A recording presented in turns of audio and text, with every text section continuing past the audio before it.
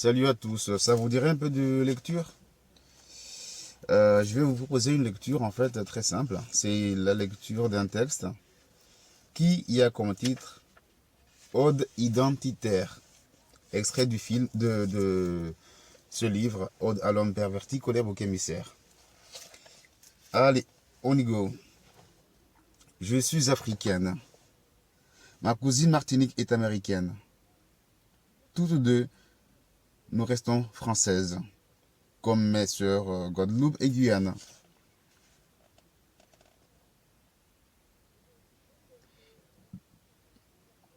Naître dans une île géographiquement comorienne n'annule pas mes droits humains.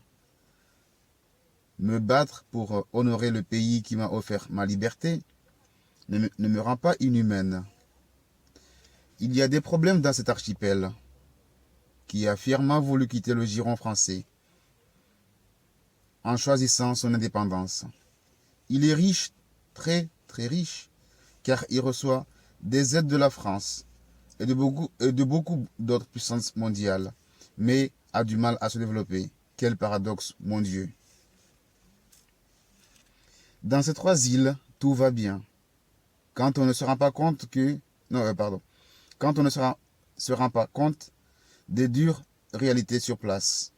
Peuple violenté, abusé, menti. Réalité qui pousse à la fuite, encourageant les innocents laissés affamés dans d'affreuses conditions sanitaires à prendre le kwassa-kwassa. Dans cette terre comorienne, la clé du bonheur est emprisonnée dans les mains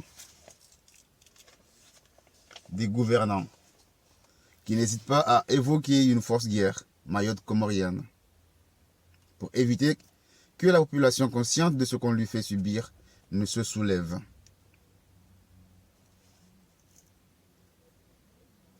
C'est une pure manipulation. Un divertissement pour certains. Quelle horreur. Mayotte comorienne n'est pas la clé qui mettra fin à tout cet enfer, car beaucoup sont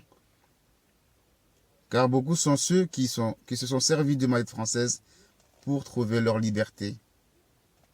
La liberté française. Ils sont devenus français. Leurs enfants sont français, européens, voyagent et étudient à l'étranger et dans le monde entier en toute liberté. Alors si les Comores coulent à cause de la volonté de certains, il faut arrêter de vouloir y rajouter Mayotte. Ce serait un génocide assisté. Quand on veut sauver un homme qui se noie, on ne lui envoie pas sa femme, ses enfants, ses sœurs, sa femme, ses frères, ses sœurs et ses enfants, mais bien une bouée.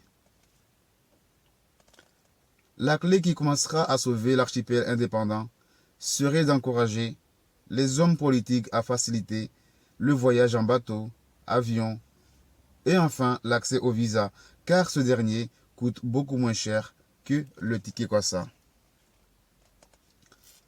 Quant à la bouée vitale, elle se trouve également dans l'utilisation des aides financières pour le développement du logement, des routes économiques, scolaires et sanitaires des îles.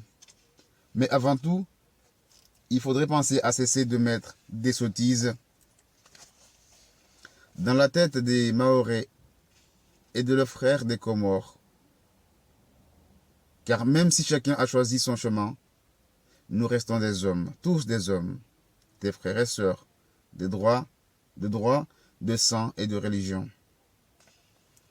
Alors aimons-nous, respectons-nous, soutenons-nous, avançons côte à côte, chacun dans ses délires les plus fous, ses choix sexuels, vestimentaires, institutionnels, politiques, alimentaires et professionnels.